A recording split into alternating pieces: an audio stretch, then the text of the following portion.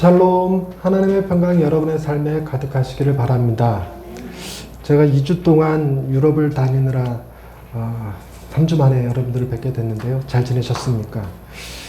제가 갔다 올 때 들은 평가는 왜 이렇게 늙었어? 이런 평가를 듣긴 했는데 즐거운 시간 보냈습니다.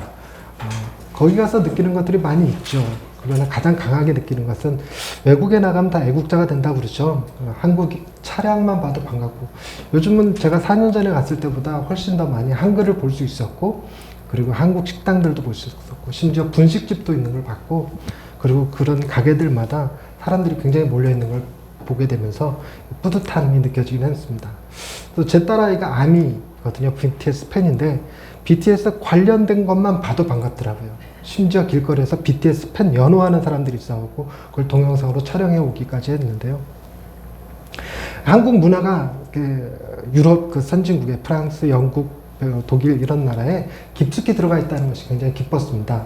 그리고 이제 다양한 교통 문화라든가 이제 인터넷 문화라든가 그리고 24시간 문화, 편의점 문화, 식당 문화 이런 것들이 한국이 굉장히 좋구나. 무엇보다도 좋은 것은 음식값이 일단 싸요. 우리나라에서 6,000원, 7,000원이면 먹을 수 있는 순두부를 제가 영국에서 3만 원 주고 먹는데 얼마나 맛도 없고 가격도 비싸고 서비스도 형편없는지.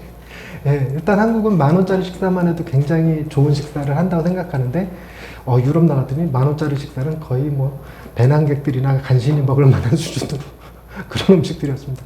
그러니까 여러모로 한국이 너무 좋습니다. 특히나 이제 숙소 같은 데서 우리나라 모텔에서만 가도 볼 수 있는 에어컨, 냉장고, 뭐 전기포트 이런 것들이 하나도 없어요. 삼성급 호텔에도 없습니다. 그러니까 그런 것들을 보면서 한국이 다방면으로 참 좋은 나라다 이런 생각을 했고, 무엇보다도 좋았던 거는 제가 어릴 적 꿈이 그런 거였습니다. 내가 이 다음에 커서 비행기 타고 가서 설교하는 사람이 되고 싶다 이런 얘기를 많이 했거든요. 그 말을 할 때 느낌은 어떤 느낌이냐면 내가 이 다음에 가서 우리나라 대통령 할 거야 라는 느낌으로 하는 말이었어요. 그러니까 실현 불가능한, 단순히 꿈에 불과한 것들이었는데 진짜로 비행기 타고 가서 프랑스 낭트라는 지역, 저 낭트를 전혀 몰랐거든요. 낭트 칙령에 대해서 배웠고 들었지만 그 낭트가 그 지역 이름인지 몰랐다. 프랑스 시골에 속하는 지역인데 거기까지 가서 말씀을 2주 전하고 왔거든요. 그러면서 굉장히 기쁜 것 중에 하나님이 주신 은혜긴 하지만 한편으로 뭐라고 느꼈냐면 하나님이 한국의 은혜를 주셔서 한국이 부강한 나라가 되고 부유한 나라가 되어서 내가 이렇게 나와서 설교할 수 있는 기회가 주어졌구나 이런 생각을 하게 됐습니다. 그런 것 때문에 한국이란 나라가 너무 좋다라는 걸, 그래서 진짜 외국 나가니까 애국자 되더라 하는 느낌을 많이 받았습니다. 오늘 우리가 읽은 본문 말씀은 예수님께서 마지막 회당에서 사역하신 장면입니다.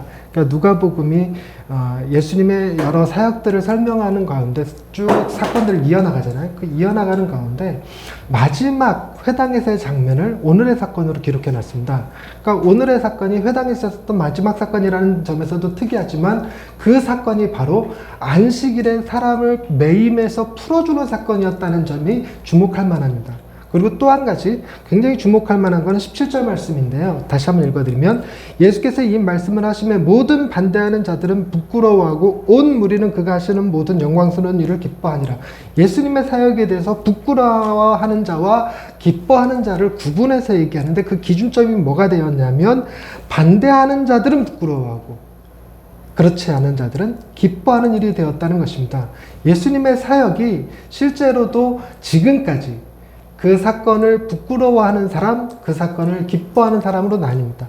하나님의 아들, 신의 아들이 이 땅에 와서 십자가에 달려 죽으셨다는 사실이 말도 안 되는 소리다.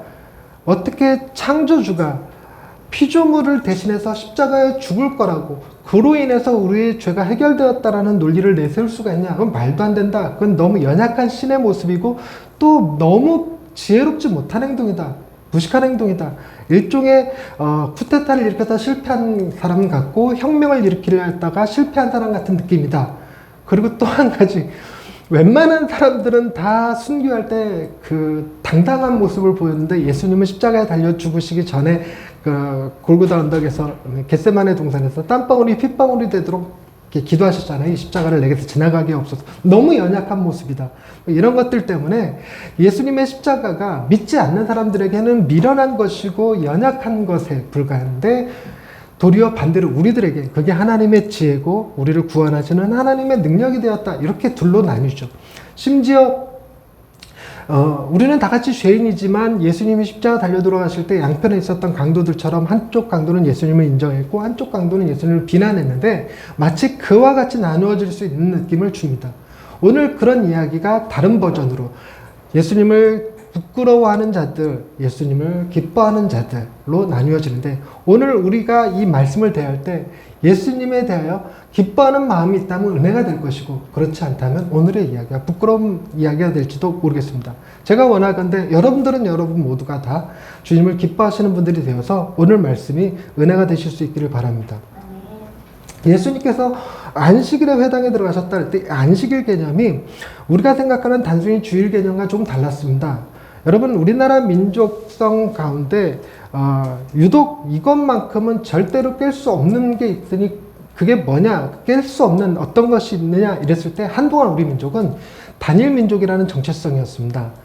단일 민족의 정체성 때문에 다양한 민족들이 우리나라에 들어와서 혼혈로 살아가는 것, 그래서 다문화 가정 속에서 살아가는 사람들이 좀 외롭고 힘든 삶을 살았죠. 지금은 분위기가 많이 달라졌습니다만 그런 문화가 있었고 또 한편으로는 한의 민족 있었고 제가 외국에 나가보니까 역시 한국은 배달의 민족이야 이런 느낌도 조금 있어요. 그래서 배달의 민족 그런 것도 좀 있고 한국 사람들만의 종특이라고 부르면 이렇게 이기주의가 아닌 집단주의 그리고 우리가 다 같이 하나, 우리가 남이가 하나다라는 느낌의 이렇게 정서가 좀 있습니다. 그래서 외국에서도 한국인들이 어려움을 당하면 한국인들이 다 달려서 한꺼번에 다 해결하는 그런 일들이 많은데요. 외국에서 한국 들어올 때 코로나 음성 확인서를 제출을 해야 됩니다. 근데 음성 확인서를 제출을 할 때 예전에는 이 모바일에 당겨져 있기만 해도 되는데 법이 바뀌어서 반드시 서면으로 제출하게 돼 있어요. 근데 그걸 모르고 공항에 왔다가 난감해진 사람들이 있었는데 이게 언어가 잘 안 되니까 이걸 들이밀었는데도 통과가 안 되는 거예요. 비행기를 탈 수가 없는 거죠. 그랬더니 어떤 한 사람이 얘기를 들까 서면이 필요하고 종이가 필요하구나 그랬더니 그 말이 퍼지는데 줄 서 있었던 한국 사람들 누가 한국인이 동양인지 사실 구별도 잘 안 되지만 어쨌든 한국 사람들에게 싹 전파가 되고 전파가 되는 정도가 아니라 우르르 몰고 가서 프린터기 찾아갖고 전부 다 프린터해주고 뭐 이러는 것 같아요. 그래서 다른 나라에 비해서 한국 사람들의 일 처리가 훨씬 빨리 이루어지고 훨씬 빨리 탑승이 되는 이렇게 종특이라고 할 수 있겠죠. 이렇게 한국인들을 묶어주는 정서가 있습니다. 한국인들을 묶어주는 정서가 이제 반만년이라고 하는 역사적 전통성에서 기인할 수도 있겠고요. 우리나라만의 특징일 수도 있겠는데 이런 특징을 가진 게 이 이스라엘에서는 안식일 개념이었습니다. 그러니까 안식일을 지키냐 안 지키냐로 너가 우리 민족이냐 아니냐로 구분지을 정도였습니다. 외국인일지라도 즉 생긴 것이 혼혈일지라도 그가 안식일을 지키는 자면 우리 민족이에요.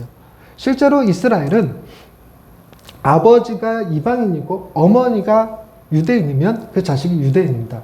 근데 그 자식들은 대개 다 아버지를 따라서 생긴 게 외모가 다 이방인처럼 생겼죠. 그럼에도 불구하고 어머니가 유대인이면 그 자녀가 유대인이 됩니다. 왜냐하면 어머니가 유대인이면 그 자녀가 안식일을 지킬 가능성이 높죠. 엄마의 잔소리를 견뎌낼 수 있는 사람이 역사적으로 별로 없으니까. 그래서 이 안식일 전통이라는 것이 굉장히 중요한 전통이었고 이 안식일을 지키는 것은 목숨을 걸고 행할 정도의 자기 정체성이었습니다. 유대인이 어떤 점이 유대인이냐? 안식일을 지키는 것이 유대인이다라고 말할 정도였으니까요. 그래서 이 안식일 날을 어떻게 지켜야 되는가? 심지어 버튼 누르는 것조차 하지 않는 그 정도, 우리가 보기엔 너무 답답하고 말도 안 되는 정도를 지금까지도 지키고 있어요. 이스라엘의 성지순례에 가보시면 호텔 같은데 엘리베이터가 2대가 운영이 됩니다. 하나는 이렇게 버튼 눌러서 타는 데고 하나는 모든 층마다 다 쓰는 엘리베이터였습니다.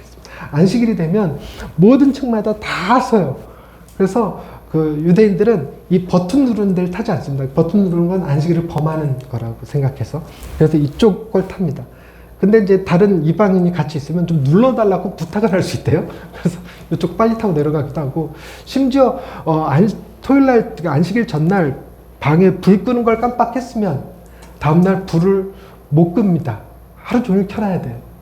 안식일 끝날 때까지. 반대로 켜져 있었으면 아니요 꺼져 있었으면 그 다음날 컴컴하게 살아야 됩니다. 못 킵니다. 그 정도로 심한 정도입니다.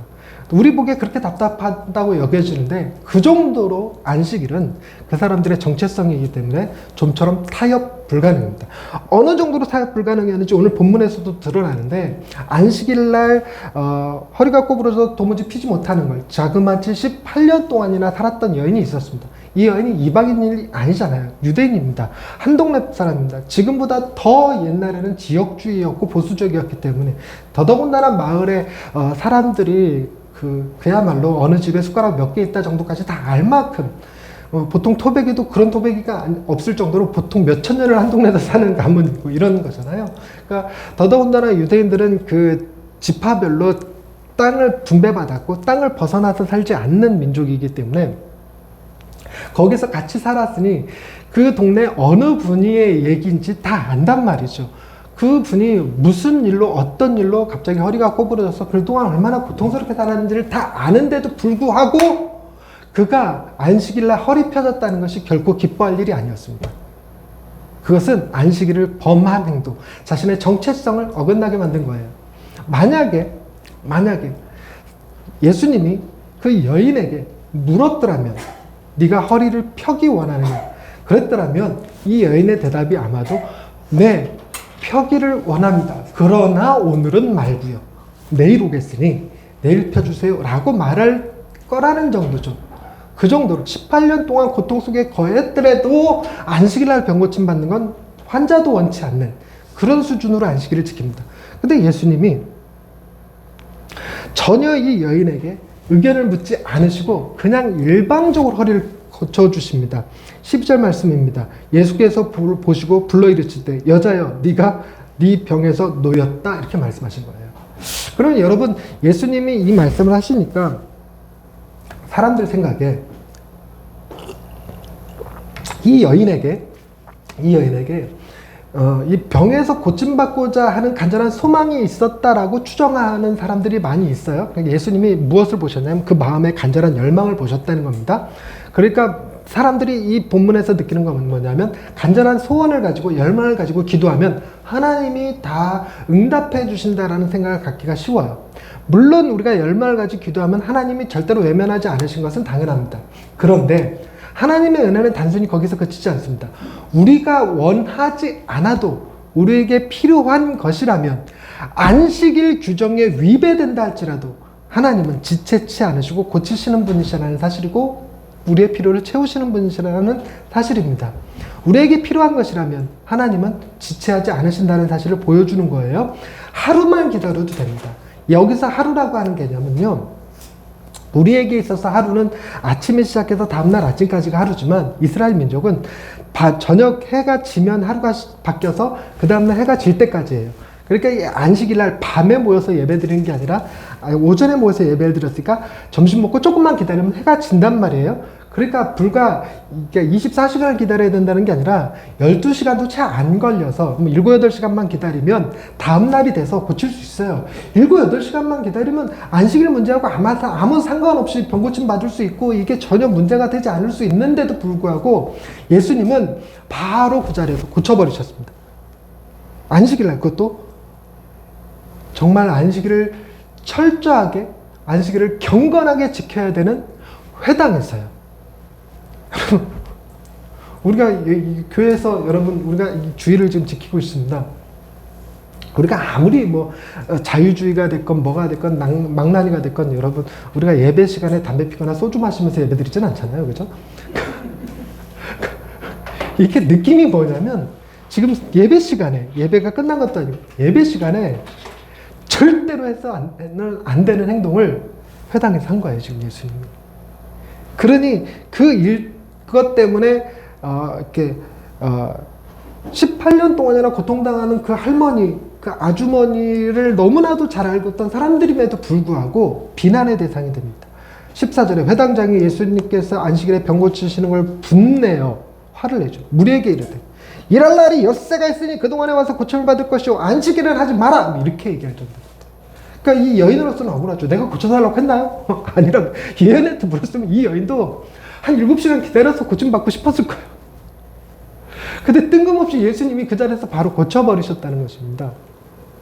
여러분, 이것이 굉장히 주목해야 될 일인데, 그게 뭐냐면 예수님은 우리를 구원하시고자 하는 일, 우리에게 은혜를 베푸시고자 하는 일에 우리를 테스트하거나 기다리거나 뭐 이러는 게 아니에요. 조건을 달거나 하지 않습니다. 우리는 너무나 쉽게 우리가 경건하게 살면 복 주실 거야. 우리가 기도를 40일 동안 금식하면서 기도하면 하나님께서 해결해 주실 거야 라는 생각을 갖기가 쉬워요. 우리에게 조건을 붙이기가 쉽습니다. 안식일을 어기지 않고 회당에 가서 예배하고 있으면 하나님이 고쳐주실 거야. 이런 조건을 붙이기가 쉬운데, 지금 본문에서 보여준 건 주님이 오로지 자기 의지에 의해서 이 여인의 필요를 채워주셨어요. 사람들의 반박이 있을 거라는 것을 알면서도 고쳐주셔요. 하나님의 은혜는 그래서 무조건적인 은혜입니다. 여러분들이 하나님 앞에 은혜를 받았다면 여러분들에게서 어떤 조건을 찾지 마세요. 내가 12조를 열심히 드렸더니 하나님이 은혜를 주셨어. 내가 안식일을 열심히 지켰더니, 주일을 열심히 지켰더니 하나님이 은혜를 베풀어 주셨어. 그런 얘기 하실 필요 전혀 없습니다. 나는 지금 여태까지 행한 것이 모두 다 죄뿐인데도 불구하고 하나님이 나를 긍휼히 여기사 오로지 그분의 은혜로 내게 은혜를 베푸셨다라고 생각하시는 것이 가장 정확합니다. 그 어떤 이유도 찾을 것이 아닙니다. 그런데 예수님이요, 이 안식일 규정에 대해서 조금 다른 해석을 내놓습니다. 15절 말씀입니다. 주께서 대답하여 이르시되 외식하는 자들아 외식한다. 이렇게 바깥에서 밥 먹는다 그 얘기가 아니에요. 저 외식 많이 했습니다. 뭐 호텔에서 조리를 해 먹을 수가 없으니까 다 외식할 수밖에 없었어요. 나가서 사 먹는 수밖에 없죠. 그 외식이 아니고 겉과 속이 다른 행동을 한다는 얘기입니다. 그러니까 이 외식한다는 말을 직접적으로 대입하면 그런 겁니다. 회당장을 비롯한 예수님이 하신 일을 부끄러워하는 사람들조차도 그들 자신이 허리가 꼬부라져 있었다면 안식일날 병고침 맞고 싶었을 거라는 거예요. 안식일이라고 해서 피할 것이 아니라 기회만 된다면 안식일이라도 병고침 받고 싶을 겁니다. 기회가 된다면. 여러분, 우리도 주일을 거룩히 지켜야 된다는 사명감이 좀 있어요. 그러니까 주일날에는 가급적 놀러 가지 마시고, 여행 가지 마시고, 시험 보지 마시고, 공부하지 마시고, 출근하지 마시고, 예배를 열심히 지키십시오. 주일을 절대 범해서는 안 됩니다. 이런 생각들을 가지고 있어요. 무의식 중에 가지고 있습니다. 그럼에도 불구하고 국가고시를 주일날 보잖아요. 고민되시죠? 확고하게 난 안 딸 거야! 이렇게 안 되잖아요. 저한테 와서 목사님 어떻게 해요? 내가 이번에 무슨 자격증 1급이 필요한데 주일날 11시에 시험이네요. 어떻게 할까요? 제가 뭐라고 그러겠습니까? 심지어 우리 애들이 와서 아빠 그날 시험인데 어떻게 해? 뭐라고 그러세요? 가서 봐. 그럴 수밖에 없는 거 아니겠습니까? 저는 주일날 시험 보는 건 하나도 응하지 않았습니다. 표정들 보니까 목사님이 딱히 주일날 보는 시험이 필요한 게 뭐가 있었겠어 살면서. 그치? 있었어요. 신대원 시험을 보면 영어 시험 점수를 내야 돼요. 그러니까 토플 점수를 내야 됩니다. 그때 토익이었나요? 토익 점수를 내야 되는데 토익 시험을 주일날 봐요. 그 점수를 내야 되는데. 그래서 신대원들이 이렇게 국가에 제시한 토요일날 시험을 만들었어요. 그래서 토요일날 시험 점수를 내야 돼요. 근데 토익 점수라는 게 그렇습니다. 한 번 받으면 끝나는 게 아니라 몇 번을 시험을 쳐서 가장 높은 점수를 받은 것을 인정받아요. 그러니까 한 번 시험 보고 끝내는 신학생이 거의 없습니다. 여러 번 시험을 봐서 제일 높은 점수를 가지고 시험에 응하죠. 그러면 주일날 시험 본 사람 있을까요? 없을까요? 주일날 11시에. 있습니다. 많이들 그랬어요. 그래서 그것이 문제가 돼서 학교 측에서 주일날 본 시험 점수는 인정하지 않겠습니다. 이게 나중에 제도로 생길 정도로. 예. 근데 저는 다행히 그 전에 입학을 하는 바람에 토요일날도 시험 안 봤습니다. 학교에서 시험 봤습니다. 어찌됐건 그럼 제가 만약 주일날 시험 보는 것이 있었더라면 시험 받겠는가?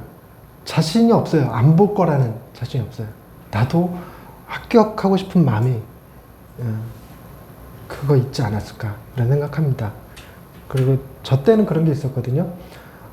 목사님 자녀에게 가산점 10점, 장로님은 5점, 집사님은 1점, 부모님이 교회 안 다니신다 빵점, 이런 가산점 제도가 있었어요. 그 중에서 헌혈 한 번에 1점씩 있습니다. 그리고 장기 기증에 5점 이런 게 있어요. 그러니까 저는 장기 기증도 안 하고 헌혈도 안 해봤거든요. 그러니까 신학생들은 그 점수라도 조금이라도 얻으려고 틈만 나면 가서 헌혈하시는 분들도 계시고 장기 기증하시는 분들 많아요. 그런 분들이 바로 외식하고 있는 거죠. 외식의 문제는 결코 저와 여러분이 제외가 될 수 없습니다. 모든 사람에게 다 있어요. 그러니 예수님께서 비난하는 외식하는 자들이요 라고 말할 때 그 소리가 난 아니야, 딴 사람 얘기야 라고 들으실 수가 없습니다. 모두 다 내게 하는 얘기야 라고 들으셔야 돼요. 딱 그 말이잖아요. 예수님이 너희가 각각 안식일에 자기의 소나 나귀를 외양간에서 풀어내어 이끌고 가서 물을 먹이지 않느냐. 당연히 그렇죠. 아무리 주일날 절대로 병원 가면 안 돼 그렇지만 내 자식이 응급한 일이 생기면 병원에 가요. 근데 그 응급함의 기준이 다르죠. 응급함의 기준이 다른 집 애가, 장로님 애가 아플 때, 에이, 그 정도야 뭐 그냥 감기약 먹고 버티다가 다음날 내일 뭐 일반 외래로 가면 되겠구만 싶은데, 내 애가 똑같은 증상이면 이건 큰일 난 거야. 응급실 가야 돼. 119 불러야 돼. 이렇게 되는 거죠. 이게 외식입니다. 제 아내가 이 쓸개 제거 수술 작업이랍니다. 쓸개 제거 수술을 받아야 되는데 그 쓸개 제거 수술이라는 게 그렇대요. 맹장 떼내는 거랑 비슷하다고 하네요. 복강경으로 해갖고 제거하고 그리고 외래로 들어가서 수술 받고 다음날 퇴원한다고 그러더라고요. 그리고 바로 이제 일상 활동이 가능하대요. 그러니까 다른 사람들이 그렇게 얘기해요. 쓸개 제거 수술 별거 아니야. 그래 쓸개 제거했다고 일상에 지장이 있는 것도 아니고 뭐 소화가 잘 안 된다고 얘기하는 사람도 있는데 그런 것도 아니고 괜찮아요. 제가 갔던 낭탄인 지역 교회 사모님도 그거 제거하신 분이세요. 자기 경험담을 얘기해 주는데 나 그냥 전날 외래로 들어가서 수술하고 다음날 퇴원하고 직장 출근했었다고 그런 얘기하면서 걱정하지 말라고 별거 아니라고 얘기를 해요. 네. 근데 제 귀엔 어떻게 들렸을까요? 네 경우지.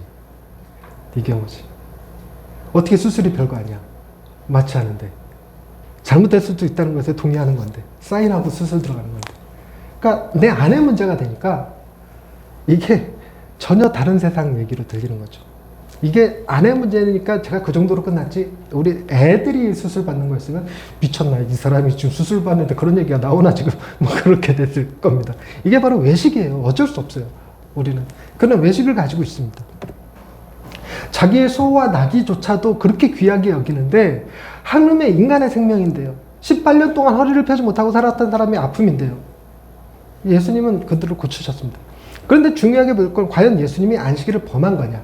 아닙니다. 여러분 안식일의 중요한 개념이 세 가지가 있습니다. 이건 반드시 오늘 설교를 들은 설교를 내가 오늘 잘 들었습니다라는 것을 증명하는 수단으로 이 세 가지 꼭 외우시기 바랍니다. 첫 번째는 안식일은 창조주 하나님의 명령입니다. 누구의 명령이라고요? 창조자 하나님이에요. 6째 동안 하나님께서 힘써 모든 것을 만드셨고 그 다음에 제7일은 안식하셨습니다. 그러므로 우리에게 안식을 명하셨어요. 그래서 제7일 안식일 날은 무엇을 위해서 창조된 날이냐면 인간의 안식하도록 창조된 날이에요. 일하도록 창조된 날이 아닙니다. 안식하도록 창조되었어요. 인간이 자신의 삶을 제대로 살아가기 위해서는 하나님이 만드신 프로세스에 따라 움직이는 것이 정말 중요합니다. 그래서 우리가 6세 동안은 일할지라도 7일째 되는 날은 쉬어줘야지 안 그러면 인간의 몸이 망가지게 돼 있어요. 그래서 쉬는 것이 창조주 하나님의 명령입니다. 그래서 안식일이 가지는 중요한 개념, 우리는 하나님께 창조된 존재라는 사실을 기억하는 거예요. 그리고 그 은혜로 이 날을 거룩하게 여겨서 쉬게 하셨다는 사실을 기억하는 겁니다. 두 번째는 출애굽과 관련되어 있습니다. 신명기 버전에 의하면 나는 너를 종되었던 애굽 땅에서 이끌어낸 여호와다. 그러면 내가 너에게 명하노니 안식일을 기억하여 거룩히 지키라 말씀하셨습니다. 그러니까 우리가 안식일을 지킨다는 것은 무엇을 의미하는 거였냐면 창조주 하나님과 동시에 구원하시는 하나님을 믿는 겁니다. 첫 번째 누굴 기억하는 거라고요? 창조주 하나님. 두 번째 무엇을 기억하는 거라고요? 구원하시는 하나님을 기억하시는 것입니다. 마지막으로 세 번째는 내 삶의 주인이 되신 분이 누구신지를 기억하는 겁니다. 내가 내 이 시간만큼은 내 의지와 내 선택과 내 자유와 이 모든 것들을 다 내려놓고 오로지 하나님이 말씀하셨으니까 그 날을 지킵니다 라고 하는 순종의 자세예요. 그래서 이 날을 기억하여 하나님 앞에 내가 내 삶을 순종하여 드립니다. 그래서 내가 이 날만큼은 내 삶의 주인이 하나님이심을 고백하면서 살아간다는 개념이 바로 안식일 개념입니다. 그래서 주인 되신 하나님을 기억하는 겁니다. 자, 세 가지를 말씀드렸습니다. 첫 번째, 누굴 기억하라? 창조주 하나님. 두 번째, 구원하시는 하나님. 세 번째, 누구? 주인 되시는 하나님. 주인 되시는 하나님. 그리고 오늘 이 사건을 일으키셨던 예수님은 바로 그 창조주이시고 구원자이시며 주인 되시는 분이기 때문에 결코 그 룰에, 규칙에 지배당하시는 분이 아닙니다. 규칙을 만드신 분이고 규칙을 넘어서 계신 분이시죠. 더더군다나 그러면 이분이 창조주이시고 구원자이시고 우리에게 주인이 되시는 분이시기 때문에 자신이 이 룰을 지키지 않아도 되니까 룰을 어긴 거냐? 아닙니다. 여러분, 허리가 구부러져 있었다는 건 창조가 역행됐다는 걸 의미하죠. 그래서 재창조하신 거예요. 다시 허리를 피신 거죠. 그리고 그가 18년 동안 억압돼 있었잖아요. 구원자 되신 하나님의 사역이 그대로 드러납니다. 그를 억압에서 풀어주신 거죠.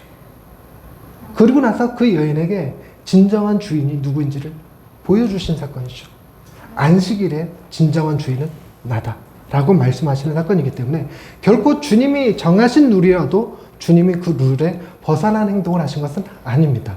벗어나셨더라도 상관없지만 벗어나신 행동이 아니에요. 그런데 이런 주님을 반대하는 사람들 입장에서는 이 룰을 주님이 어긴 걸로 보입니다. 더 나쁜 것은 뭐냐면 이 주님 앞에 비난하지 못하니까 고침받은 사람을 비난해요. 그리고 고침받지도 않은 사람들을 싸잡아서 비난합니다. 보실래요? 회당장이 예수께서 안식일에 병 고치시는 것을 분내어 무리에게 이르되 일할 날이 엿새가 있으니 그동안에 와서 고침을 받을 것이요. 안식일을 하지 마라.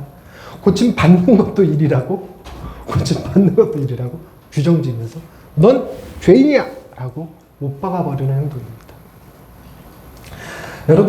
여러분은 죄인입니까? 아닙니까? 여러분은 죄인이십니까? 아닙니까? 죄인입니다. 저는 죄인입니까? 아닙니까? 죄인입니다. 우리들은 누가 죄인이라고 그럴 때 기분 나빠하지 마십시오. 어떻게 알았지? 라고 생각하시면 됩니다. 그리고 뭐라고 생각하시면 되냐면 글쎄 잘 착각하고 있는데 나는 네가 생각하는 것보다 훨씬 더 큰 죄인이야. 네가 나를 잘못 봤군. 이렇게 생각하시는 게 맞아요. 우리는 어마어마하게 큰 죄인입니다. 왜냐하면 우리는 외식하고 있거든요. 우리는 주의를 지킨다고 그러면서 그렇죠? 여러분 주의를 온전히 지키고 계십니까? 제가 트집을 잡기 시작하면 예배 시간에 지각하는 것에서부터 시작해서 반주자가 기타 줄도 안 맞추고 그냥 반주를 해대고 복장들 보세요. 자세들 보세요. 지금 이게 지금 예배 드리는 사람의 태도입니까? 이런 것까지 트집 잡으면 밑도 끝도 없습니다. 네. 그리고 저를 보세요. 지금 유럽 갔다 와서 지금 이발도 못하는 상태로 머리가 덥수룩한 상태로 설교자가 세상에 머리도 저렇게 덥수룩해서 저는 무슨 비난도 받았냐면 아니 무슨 설교자가 얼굴에 이것도 안 바르고 설교를 할 수가 있지? 이 뭐죠? 비비크림도 안 바르고 설교를 할 수 있지? 이런 얘기도 제가 속으로 비비크림 바른다고 달라지는 얼굴이 아니라서. 그런데 여러분, 우리에게 중요한 개념이 있으니 바로 무엇입니까? 안식일을 우리가 기억해서 거룩히 지켜라 그런 얘기를 하자는 게 아닙니다.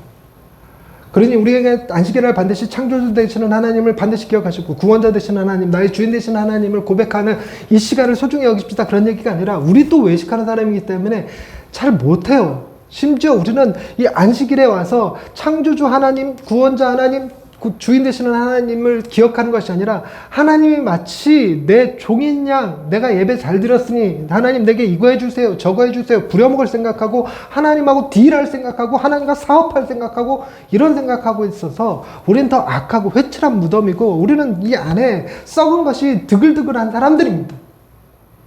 그런데 이 안식일 개념에 창조주 하나님, 구원자 하나님, 더 나아가서 주인 되시는 하나님께서 안식일을 주일로 바꿔주셨어요.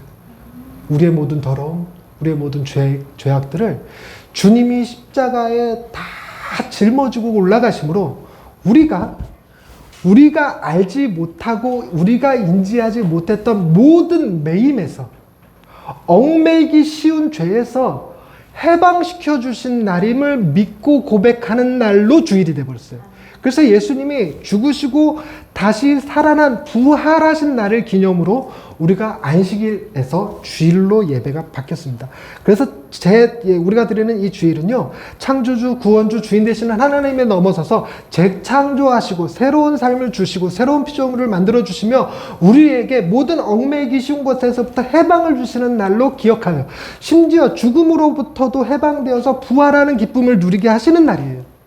우리가 이 기쁨을 온전히 누리지 못하고 우리가 이걸 알면서도 끊임없이 외식할 수밖에 없는 게 우리의 연약함이지만, 그러나 우리에게 할 수 있는 것 한 가지를 주셨으니 그게 뭐냐면, 오늘 주일을 맞이하여 우리가 주님을, 나를 대신하여 십자가 달려 죽으심으로 우리를 모든 얽매이기 쉬운 것에서 풀어주신 주님을 기뻐하는 자. 그래서 주님이 행하신 그 십자가를 영광스러운 일로 기억하는 사람들이 된다는 것, 이것이 우리에게 주신 축복입니다. 그날입니다. 오늘이. 우리의 모든 알지 못한 채 얽매인 것들이 많아요. 자본에서부터 건강, 그리고 명예, 이런 것들로부터 우리가 많이 얽매여 있어요. 심지어 우리는 이렇게 얘기합니다. 가난에서 벗어나게 주옵소서라고 기도하지만 가난에 얽매인 게 아니라 돈에 얽매여 있는 거예요. 그래서 가난해도 괜찮아 라고 하는 자족을 배울 수 있는 거고, 넌 가난하다고 해도 하나님 눈에는 너는 그 어떤 부자들보다도 내가 더 특별히 사랑하는 존귀한 자라는 고백을 들으실 수 있는 날이에요. 너를 위해서 내 아들의 생명을 십자가에 내어주었다니 너는 내가 크게 기뻐하는 자고 내가 사랑하는 자라는 고백을 들으실 수 있는 날이 주일인 거죠. 그러니 이 날이 우리에겐 주님을 기뻐하는 날이죠. 우리를 풀어주시기 위해서 주님이 얽매이셨습니다. 우리를 해방하시기 위해서 주님이 십자가에 매달리셨죠. 우리를 죽음으로부터 건져내시기 위해서 주님이 죽으셨습니다. 우리가 주님을 기뻐하지 않는다면, 우리가 주님을 즐거워하지 않는다면 누가 과연 주님께 영광을 돌릴 수 있을까요? 우리에게 주어진 것은 나를 대신하여 십자가를 짊어지신 그분을 기뻐하며 찬양하는, 영광의 찬송을 드리는, 그것이 오늘 우리에게 주시는 은혜이고 감사하고 기쁨이 되는 줄로 믿습니다. 다시 기도하십시다. 하나님, 나의 창조주가 되시고 나의 구원주가 되시며 나의 주인이 되신 주님을 이 시간 고백해야 됨에도 우리의 마음은 여전히 우리의 욕심에 사로잡혀 있어 하나님 앞에 끊임없이 원망하고, 또 어떻게 하면 하나님의 복을 받아 잘 먹고 잘 살 수 있을까 고민하며 외식하는 삶을, 외식하는 자세로 예배 가운데 참여하고 있을지도 모릅니다. 우리의 더러움을 주님 앞에 고백합니다. 그럼에도 불구하고 우리가 기뻐할 수 있는 것은 나의 모든 죄악을, 나의 모든 더러움을 주님이 십자가에 이미 다 짊어지시고 용서하셨으며 우리에게 새로운 생명을 약속하신 날이 오늘이기에 이 날을 기뻐합니다. 우리의 부족함에도 불구하고 우리의 예배를 기쁘게 받으시는 주님 앞에 우리의 예배가, 우리의 자세가, 우리의 삶이 다시 새롭게 변화되게 하여 주옵소서. 예수님의 이름으로 기도드립니다. 아멘.